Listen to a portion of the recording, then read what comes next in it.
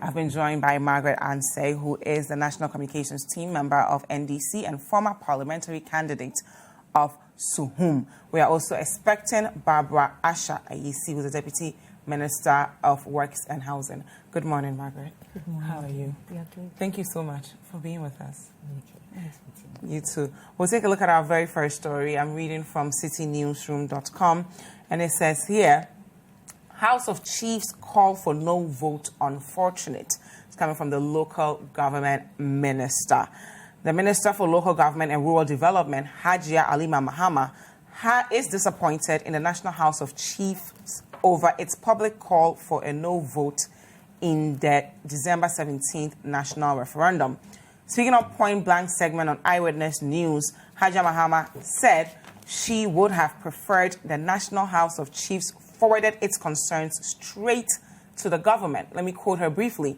I think it's unfortunate for me, for a person of the standing of the National House of Chiefs president on a matter like this.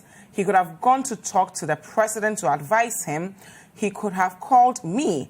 I don't think it was the best mode to come out like that.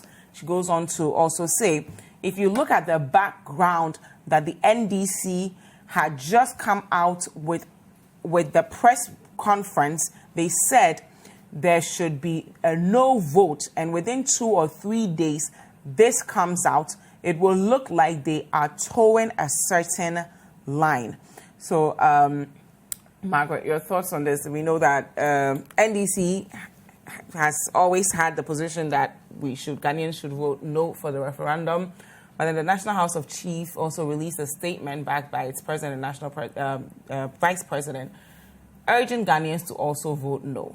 And then other chiefs came in to say they don't agree. Some of the regional chiefs came out to say they don't agree. They didn't sign on to it. And now the regional minister is saying that perhaps the local government minister is saying perhaps they should have just gone straight to the president or her instead of going straight to the Ghanaian public. Your thoughts on it? Okay. Thank you very much, Adna. I have to say a lovely good morning to your viewers and your team and all Ghanaians especially. And much greetings to the NDC fraternity and the Ufusuampofo team of the National Democratic Congress. Okay, where did we come from and where are we now? The minister is disappointed because she felt that the president for the National House of Chiefs should have spoken to her in person or the president. Where did the National House of Chiefs fault? Is it the statements they release? Is it the content of the statements? Or is it the channel of the statement? In effect, what are we looking at? The Local Government Act, which has stated clearly the functions of the local government. That is the Act 936, that is in 2016. It has stated clearly the functions of local government. And one of its functions, I will quote, ensure ready access to courts in the district for the promotion of justice. This is just a function. But in all, the local government, the LI that established the Local Government Act, gave the local government or the local governance 3 main functions. That is the executive, the legislative, then the deliberative. The executive is the chief executive, who is appointed. Then the legislative are the assembly members. Then the deliberative is together with the presiding member, the appointed assembly members, the elected assembly members, then the chief executive, him or herself. I'll be saying herself because I have been a chief executive, municipal chief executive before, so I'll be using myself as an example. This is what the Act clearly states for the functions of the local assemblies. And there are a lot of functions, but even with the 3 main and the other functions, when you look at them, there is nowhere that you need political or partisan political interference. There is nowhere. But I don't think that's where she's coming from. I'll come to that. Okay, go ahead. There is nowhere. I want us to know where we are coming from. Okay, that's fine. Yeah. And the president also has the powers or the power to appoint a 30% of the assembly into the assembly. So aside the elected assembly members, there is a 30%. And the appointments, how it is couched or how it comes about, it considers traditional leaders. It considers religious leaders.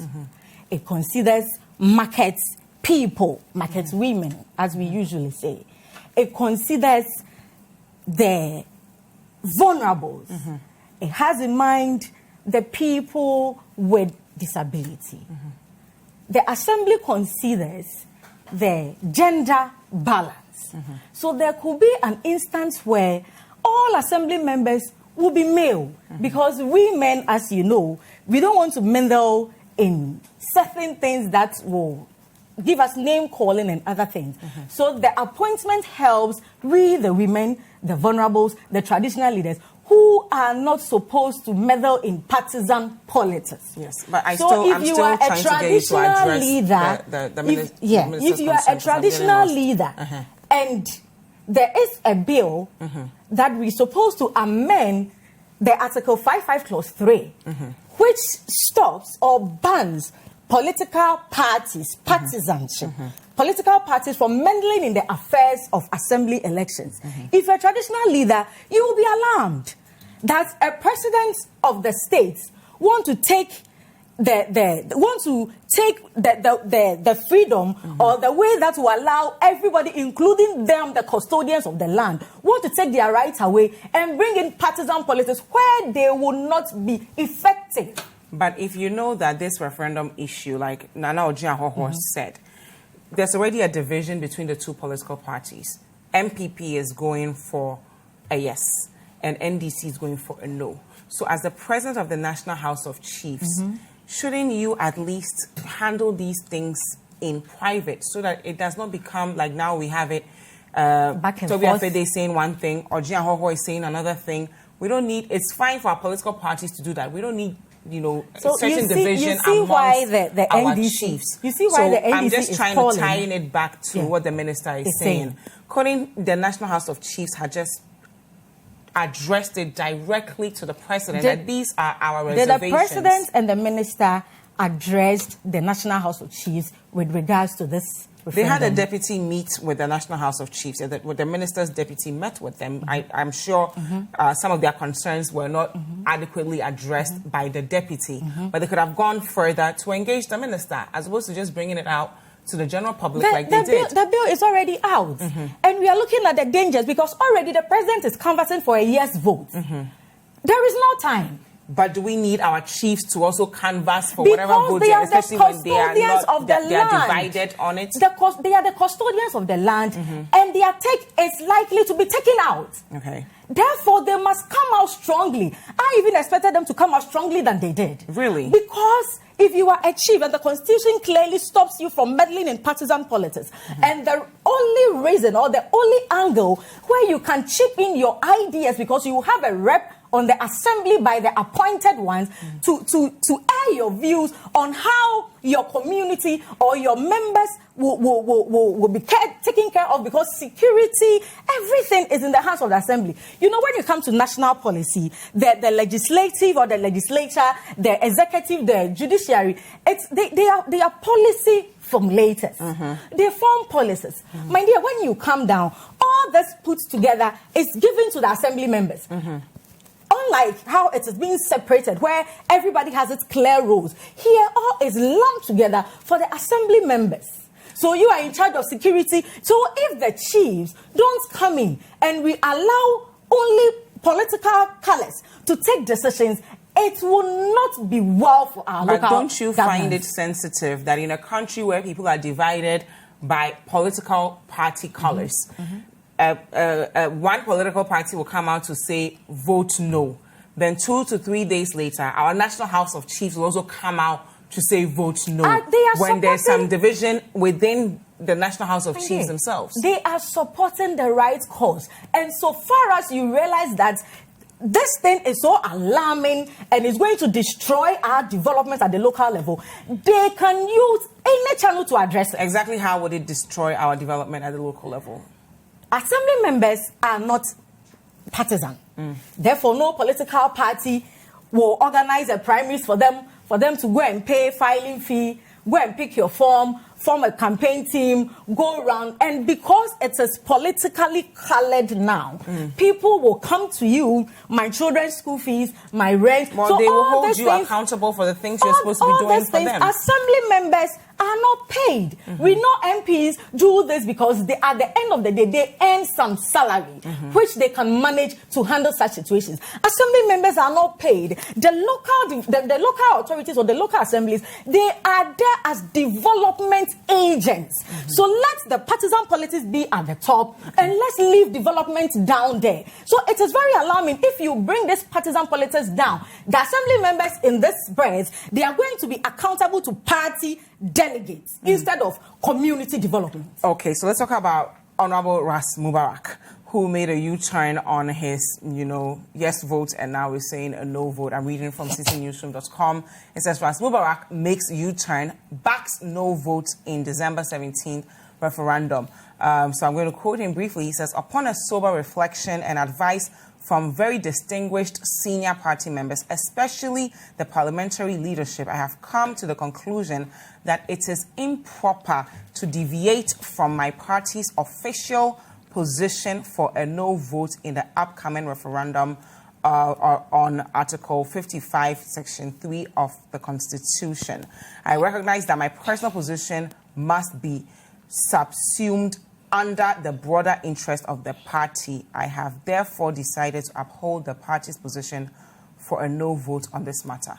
Is it so wrong for him as an individual to say my party might want to vote no, but I want to vote yes? Is there anything wrong with that? You see, the reason why we spoke to Rax and he, as a gentleman as he is, he apologized. Okay. The reason is, we political parties, the name is Dziffa, right? Yes. Dziffa, we will benefit a lot if this partisan politics go down there. Okay. But at the consideration stage, the MPP, if the rep were here, she will come out with, initially you said yes. At the consideration stage, probably you would not consider a lot of dangers that will come as a result of this. So after further deliberations and consultation and looking at a national interest instead of partisan interest or political parties' interest, we realize that what we are doing at the top, if we take it down, it will retard development. So therefore, won't that even mean maybe you should change whatever it is you're doing at the top so that you can adequately serve the people of Ghana? Because of what's at the top, we are not saying politics is bad. But how many times haven't even you, the media, criticized how partisan we've become with regards to national issues? That means we should just be less partisan, right? Exactly. And that is why we don't want to take it down. Let me use Rasset's own as an example. He's been whipped in line to toe or conform to party policy or party position.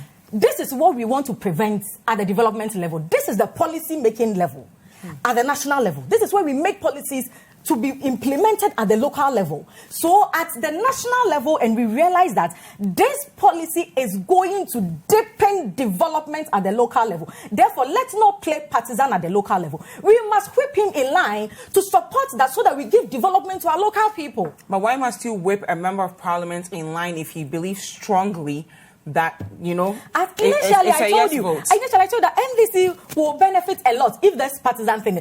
Imagine voter region. We're going to whip all the votes, northern region, some parts of western, Savannah. We have lots of regions that we will control. You understand? But when you listen to the MPP's argument, some even go to the extent of saying the president has all the powers and he wants to give some to citizens. Winner takes all. It's not, the problem is not at the local level. If Nanadu really wants to demonstrate power sharing, he can appoint Dr. Pakwesi Numa as his chief of staff. He can appoint Honorable Member Nilam Tevanapwe as a national security coordinator. He has the powers to share. It does not necessarily mean let's go down there and do partisan politics, which we are not making policies at the local level, but rather we are implementing policies and developing the local level. Okay, let's come back to the National House of Chiefs again. CPP is saying something about this. So it says, chaos within House of Chiefs over referendum disappointing. That's coming from CPP's Vice Chair, and I'm reading from citinewsroom.com. The National Vice Chair of the Convention People's Party, Hajia Hamdatu Ibrahim, says she is disappointed at the public show of disagreement among the leadership of the National House of Chiefs on the December 17 referendum. I'm going to quote her briefly because we all know that there were issues with Toby Afede, Dasebre Nana Kwebu Ewusi the 7th, and Ojia Hoho and Chebi Hene as well came out. So the 4 people were divided. So I'm going to quote what the CPP Vice Chair had to say about it. I am surprised the House of Chiefs is coming out this way. They are a group of people who are revered, so they shouldn't have waded into this. It is a total confusion. It is total confusion which shouldn't have come from the chiefs at all. I'm sorry to say that I am really disappointed with the chiefs in the way they have come. Is it that there was no consultation among them?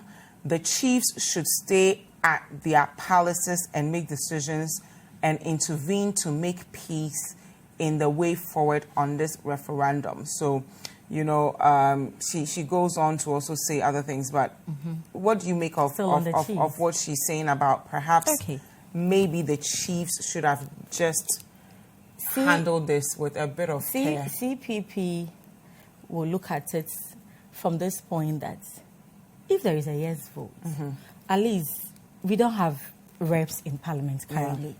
So it could give us the opportunity to have a rep at the local level in terms of governance, so that we also will be recognized as a political party.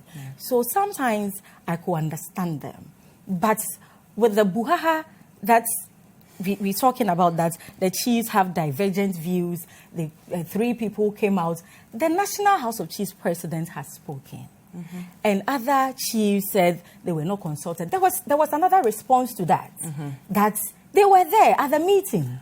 You know, well, they were not there. The National House of Chiefs had to represent them. So there is a representation here. But Dziffa, the most important issue is the CPP vice, she has a point, because she also feels that this is opportunity to make my party count or make it relevant. But is it really just a party thing, or is it a disappointment that you will see your chiefs? I mean, Ojia Hoho is the chairman of the governance committee of the National House of Chiefs. So for him to come out to say, I was not aware of this, it's problematic when the president has gone on to issue a release that Ghanaians should vote no. Isn't that problematic? He weren't aware of it. And he's a chair. So the point is, what is in contention now? Is it the statement? Is it wrong, or because he weren't aware? Because it's not reflective. It's not reflective of all of their views. That's not. Do you get me? Not all of them. As the vice rightly said, chiefs are people we give much reverence to, and I wouldn't delve so much into it, because at their level, I know they can handle it. But the most important thing is, I will at any time applaud them for their coming out to canvass for a no vote, because it is not going to help our local development. Even though it doesn't reflect the views of the regional chiefs and it's just on the national level? In this bread, let's look at the national interest and let's put maybe individual interest aside. But if the national party of NDC came out to say something and the regional representatives felt a certain way, wouldn't you want their views to be reflected on the national level? Usually we mimic the good things. Okay. So if the NDC has come out to say no, and we gave reasons, and maybe you go back, because the beauty of democracy, you know, we bring ideas, then a consensus or a fact is emanated. So when they also deliberate and they're like, no, we have to come in strongly and stop this as soon as possible. There are other groups that are also canvassing for a no. So maybe they have considered and they feel that this is the right way to go. We cannot force everybody to do it, but the point is, let's ensure that the right thing is done. And I know for sure that so far as it's come from the National House of Chiefs, the president, it carries weight. Okay, so we'll go for a quick break now. This is still Breakfast Daily on Citi TV. Thank you so much for staying with us. And if you want us to hear what you're thinking, make sure that you use the hashtag Breakfast Daily or the WhatsApp line 0550-585-832. Up next, we'll be talking about Western Togoland. 10 members of the separatist movements have been arrested, and we'll take a look at that. Do not go anywhere. We will be right back. Welcome back. This is Breakfast Daily on Citi TV. Thank you so much for staying with us. And don't forget, if you're watching on Facebook, you can comment. If you're on Twitter or the other social media handles, you can use the hashtag Breakfast Daily. And you can WhatsApp us directly at 0550-585-832. We'll move on now to our second story. Western Togoland, 10 members of the separatist movement are arrested. So I'm reading from citinewsroom.com, and it says here, the Volta Regional Security Council has arrested 10 members of the separatist movement Homeland Study Group Foundation. This comes after the group declared parts of Ghana as independent Western Togoland state. Of course, we know that 81 of their members were arrested last May, and now 10 of them have been arrested again. The government is not, acknowledging their declaration as an independent state. The Minister of Information came out to say that Ghana remains a sovereign state which has not declared any part of its territory to any person or group of persons. So, Margaret, as far as this separatist movement is concerned, should the government have been a bit more strict on them when they arrested them the first time around and actually arrested the leader, so that we don't have to handle this anymore? Or are they raising genuine concerns that we should start addressing? Okay, thank you very much, Dziffa. With this issue, when you get the source is the UN Yearbook, 1959. Okay. When you get a source, the results of the 1956 plebiscite in British Togoland. During the colonial days, majority of the Togolese were colonized by the French. Yeah. And Ghana, Gold Coast then, we were colonized by the British. There was a land in between Togo and Ghana. That is the Togoland we're talking about. But it also stretches all the way to the north. And during the colonial days, it was the Germans who were colonizing, who were with those people. And the Germans handed them over to British when they were leaving. So when in the formation of Ghana from Gold Coast, we had three major sectors: the northern, the southern, then the Ashanti. Yeah. Those along the eastern side of Ghana, I think, let me quote the source from you. Those along the eastern side, they were the Mamputi, they were the Dagomba, they were the Gonja, the Bui or Krachi, the Kpando, the Ho. There was the plebiscite, that is a referendum, that should we join Ghana, union with Ghana, or separation? And the total vote for union with Ghana was 58%. And 42% said no. They wanted Still to go majority vote. Majority vote. And very well, with the majority vote, you see, it was only the Bui, it was only the Kpando, the Kpando and Ho, who voted massively for separation. All the rest voted for union with Ghana. 2 years after independence. Yeah, that is we 1956. All one. Oh, we all won. So 1956. Yeah. So 63 years, right? So after this thing happened. And you see, I strongly... And should we even identify ourselves by the people who colonized us? Like, because this territory colonized us. I strongly support the formation of the new regions, which the NDC supports it. But as a government, I think when we were forming the new regions, we should have considered history. Because when you look at the people, the votes that joined us, it was only the Kpando and Ho who voted for no separation. By the end of the day, the majority of the people... And at the end of the day, we have taken the Mampusis, the Gonjas to the northern region. Then we took the Bui and the Krachi to form Oti region. Then rather, we join these people who said no, they won't join Ghana. We join them to the already existing, the Anglos.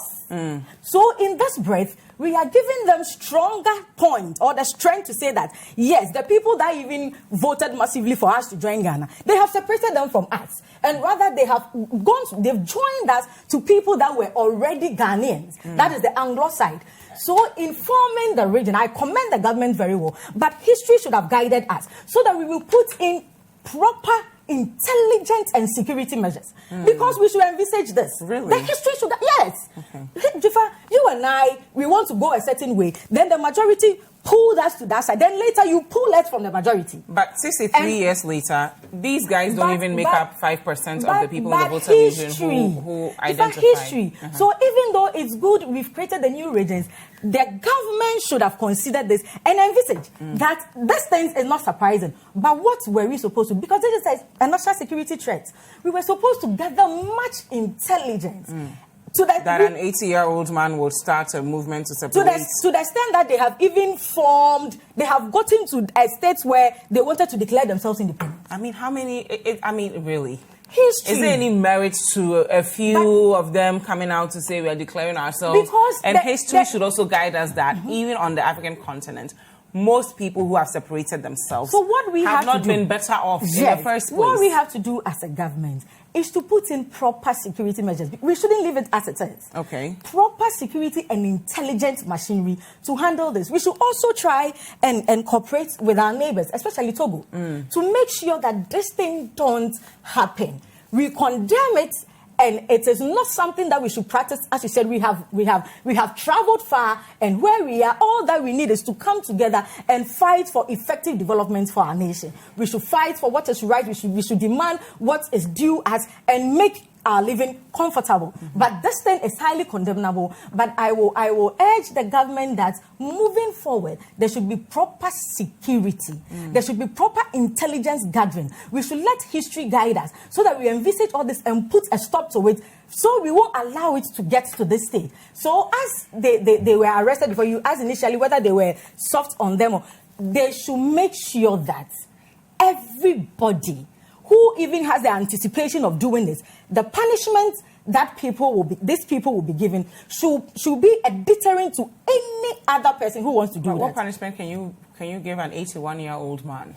I mean, you've seen pictures of him. Yes. What can you do to punish such a man? He might be very convincing to his people, but we have to stop this, because if you don't take it, it will create a safe haven for people who want to do such things. So we condemn it.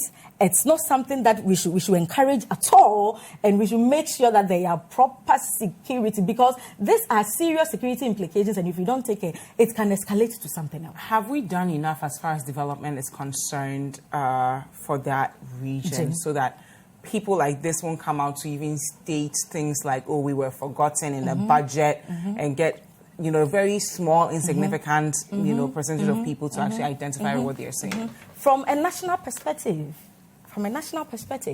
that's why I initially said we should rather fight for development instead of fighting for separation, which is not the best. We should rather fight. What a convenient way to come back to the referendum.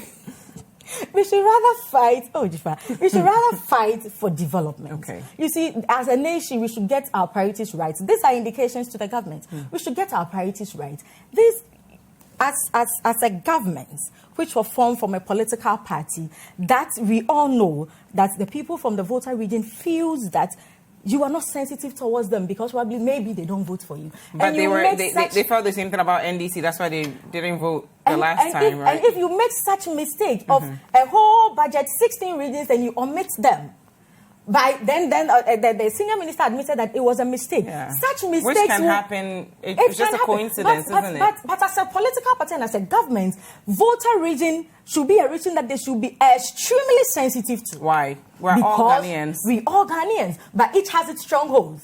You understand? So you should be extremely sensitive to, because there have been comments. There have been comments before that the people from the voter region stop voting for the MPP. But once you are a government, you are focusing on the people of Ghana, not where your political party. So you include the 16 administrative region in your budget. Okay. You don't have any excuse to make a mistake. Okay. Do you understand? This one is not excusable.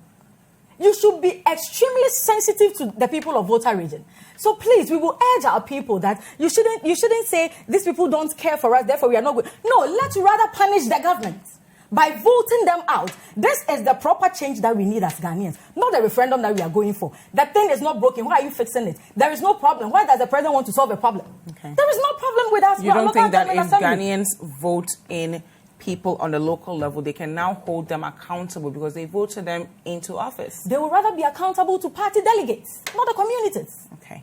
Because that's what's happening now at the national level. Shouldn't we change the issue at the national level instead of saying it is wrong on the national level, so let's not transfer it to the divergent views, local level? Politics is good, but the partisanship, as I have heard the media a lot talking about, we shouldn't do politics with policies and stuff. So we are trying to solve it here. So the president, please get your priorities right. This referendum there is no need for it.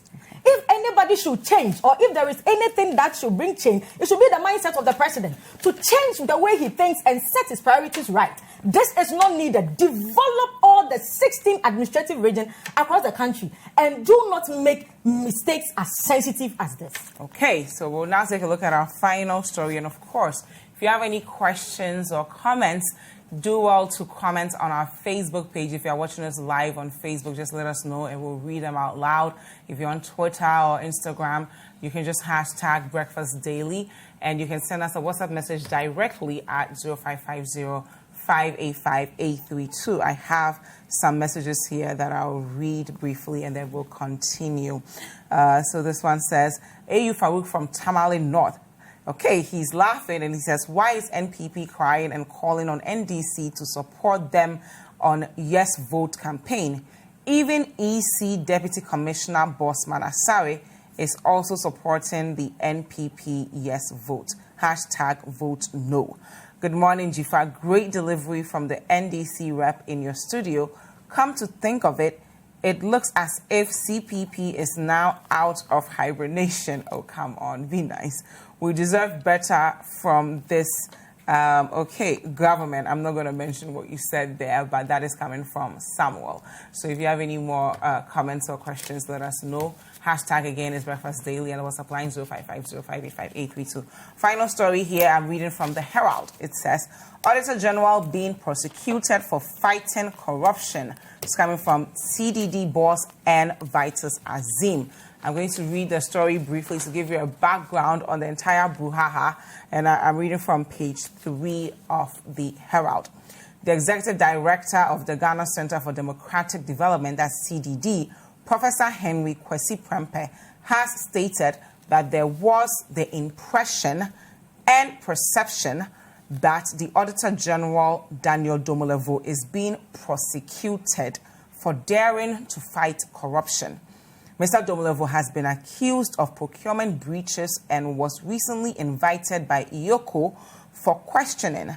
Professor Prempeh's view, even though nobody is infallible, he says, I'm going to quote him, the kind of situation where every move the AG makes, as Auditor General makes, then somebody is trying to checkmate him, definitely does not give the impression that definitely gives the impression that he's being prosecuted. He goes on to say that that is the perception that people get, and we in the civil society are worried about that. Mr. Domolevo has exhibited in many ways of the things he has done. He means business for the Republic. He's trying to get things moving. He has given the Auditor General's office a different kind of profile than it had in the past. The surcharges are a good thing, he goes on to say.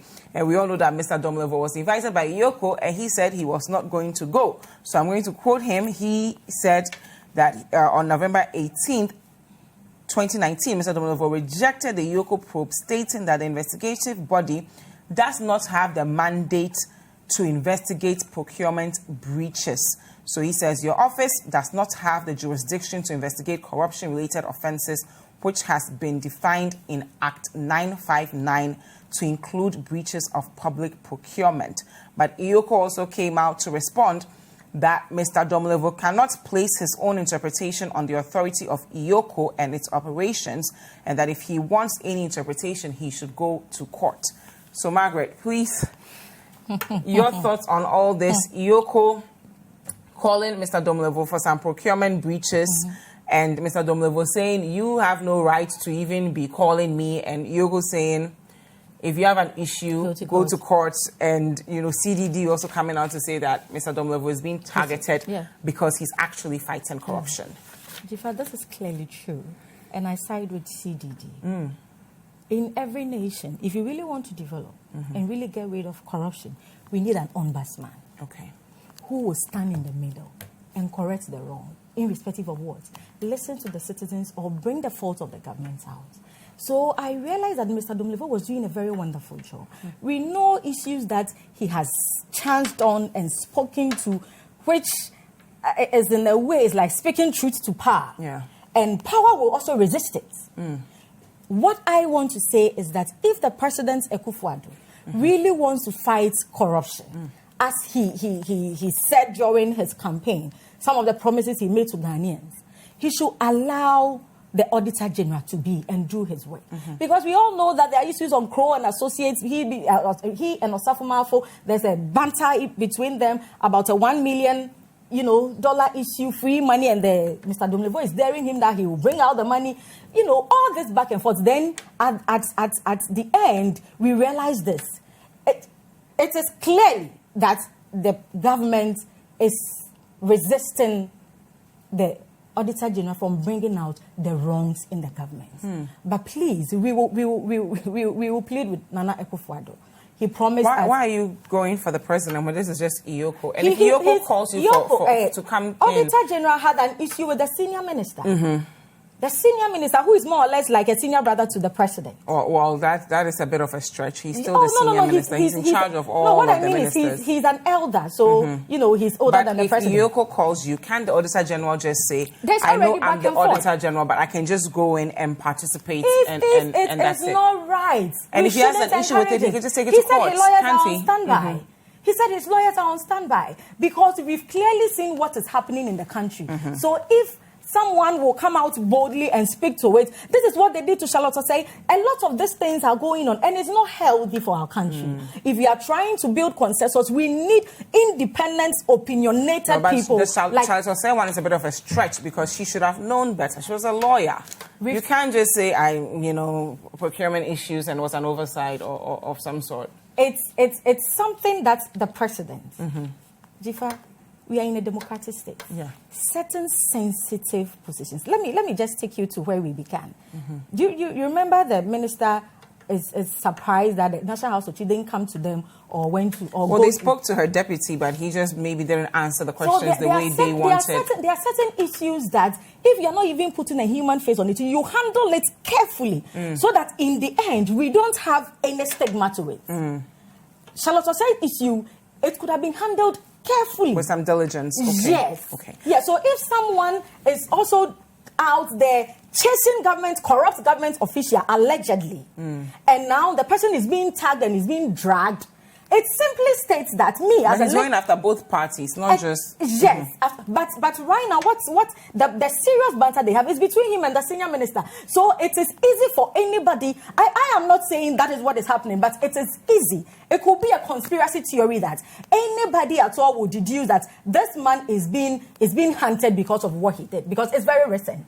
Please, we need development. We need people who will speak truth to power. We need people who will help groom and grow Ghana. We are in the ditch now. We have come back. That is why we are asking Ghanaians, as I represent the NDC, we are asking Ghanaians that please, let's vote President John Mahama back to rescue the nation. Because now this isn't the platform to do a John Mahama campaign, but we're going to go on to Vitus Azim. Also had his thoughts on this whole issue, and he's given IOCO a 5-day ultimatum to issue an apology to the Auditor General. Is that a bit of a stretch? If IOCO is just inviting you for investigation, just what's this apology to the Auditor General? If that is what IOCO is doing is not right, therefore we shouldn't encourage it because it could be anybody. So let me quote Vitus. Let me quote Vitus Azim for our viewers. Okay. He says, I think that there are two things.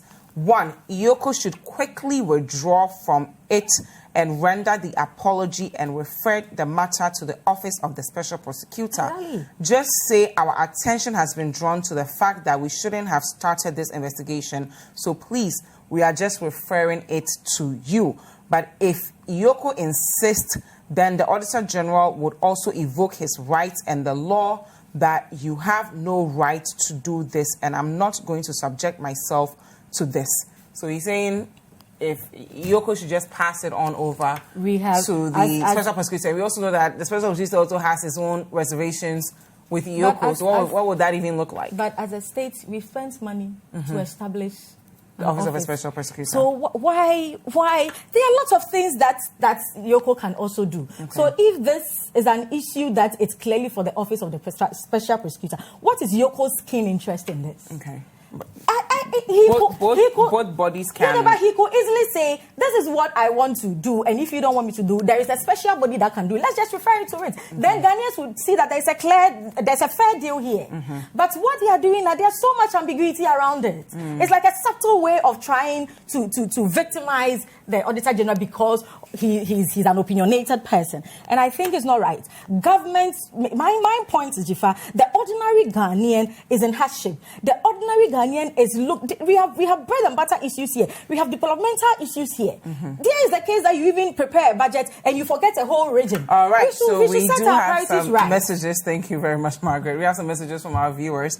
One says, on the upcoming referendum, our leaders and policymakers know what is good for us, but won't do it. The good things to do are, 1, there should be election of the MMDCs at the local level, but not on partisan basis. 2, presidents should not nominate or appoint anybody to be elected or confirmed as MMDCE. 3, any citizen resident in the district can file and go through a selection process to stand as an independent candidate to be elected as an MMDCE. That is if they vote no. Of the district.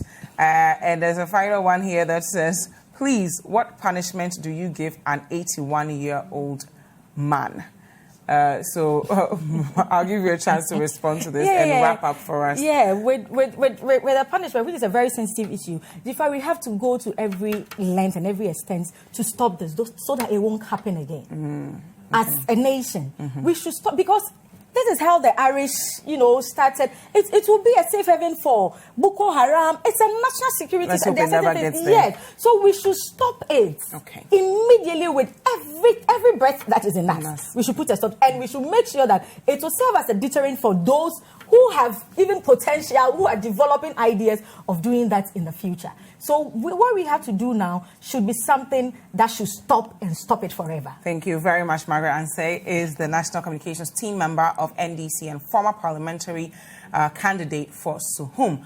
Ama Frimpong from NPP was supposed to join us, but she unfortunately couldn't make it. But it's been an absolute pleasure having you here with us this morning. Thank you.